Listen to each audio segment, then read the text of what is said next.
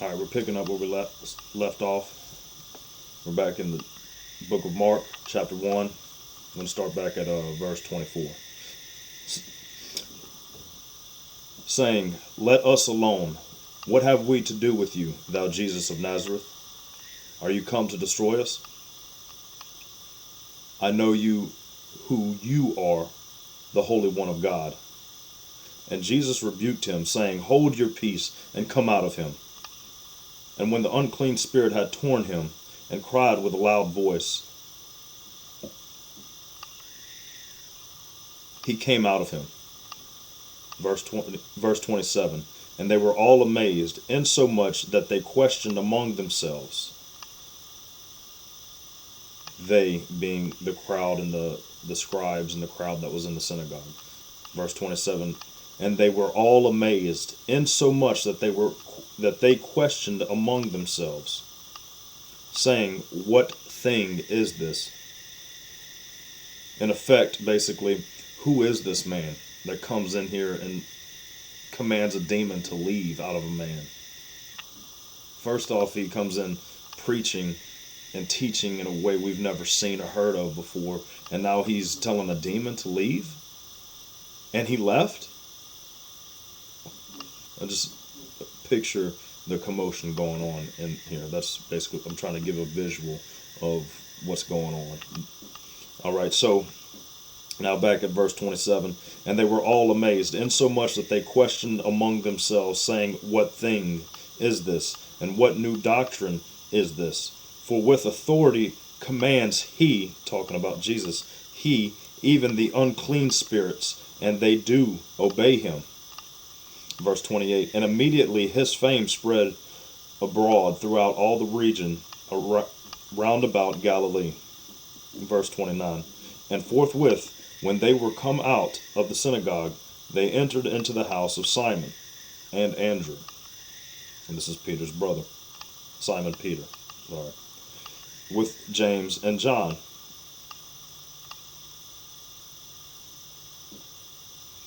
But Simon's wife's mother. That's how it's described in verse 30. But this is Simon's mother-in-law. Lay sick of fever.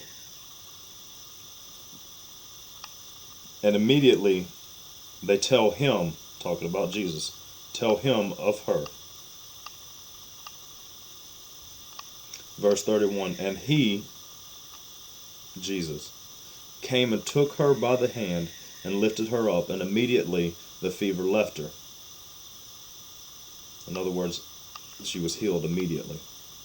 And she ministered unto them. And this is probably talking about helping prepare a meal of some sort.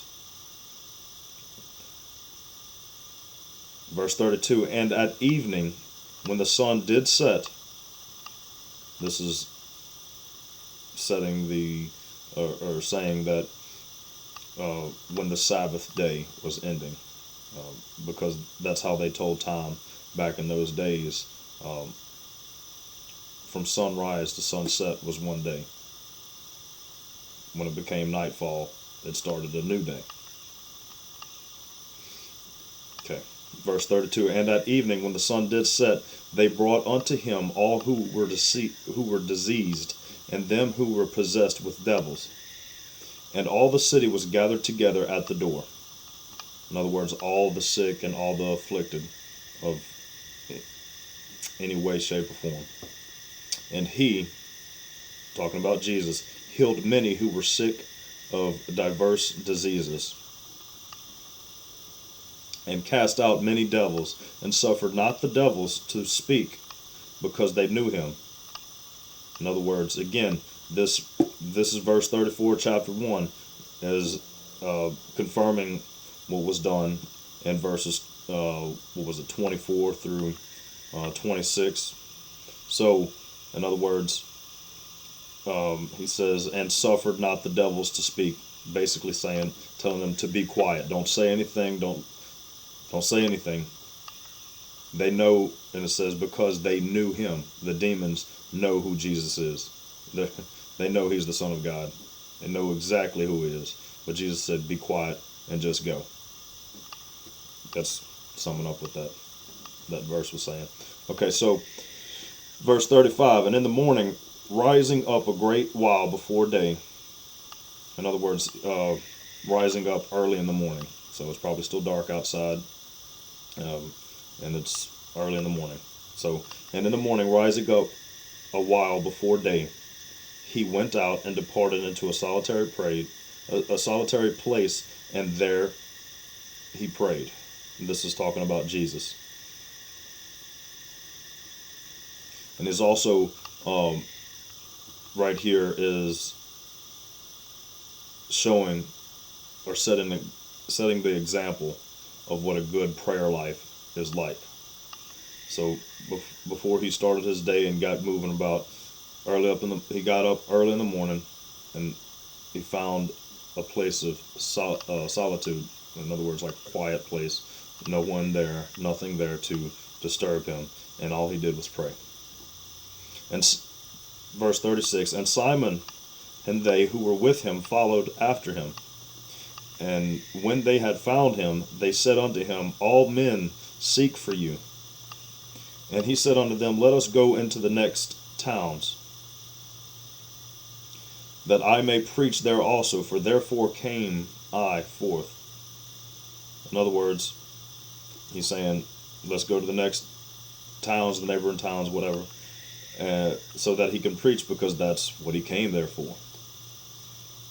And he preached in their synagogues throughout all Galilee, and cast out devils.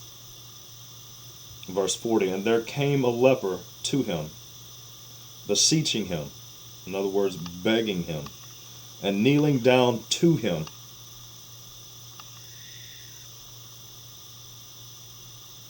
and saying unto him, if you will, you can make me clean.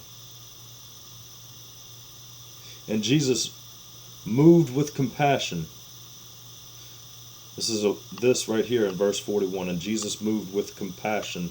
This is a portrayal of God's heart, or the heart, or the heart of God. So verse 41, and Jesus, moved with compassion, put forth his hand and touched him, and said unto him, I will, be thou clean. And as soon as he had spoken, immediately the leprosy departed from the man, and he was cleansed. And he, talking about Jesus, straightly charged him. In other words, he strongly demanded of him. And forthwith sent him away. Now,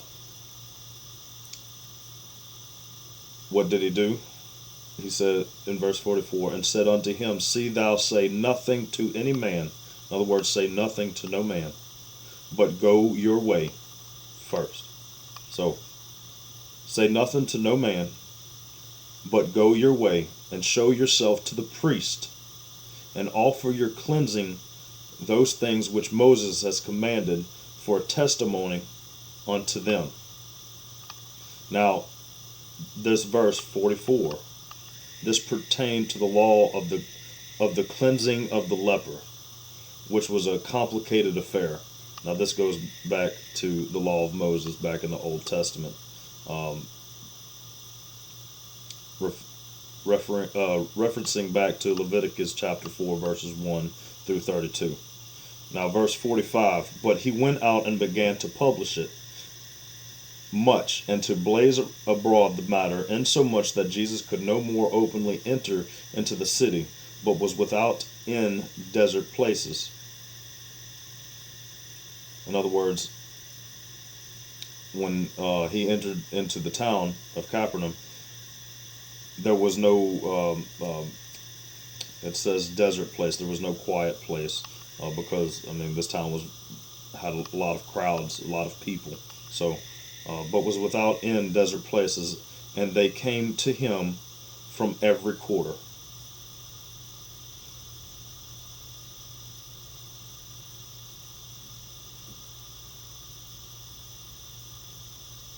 Now, understand right here, because the man had went out and did not do what Jesus had told him, which was to follow the law of Moses. Um, because the man did not obey what Jesus told him to do, this gave the occasion for enemies of Christ to accuse him.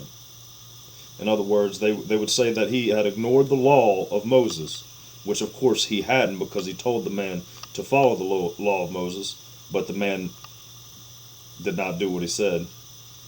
And this opens the door for the devil to start accusing Jesus, and yeah, so on and so forth. So now we start chapter 2.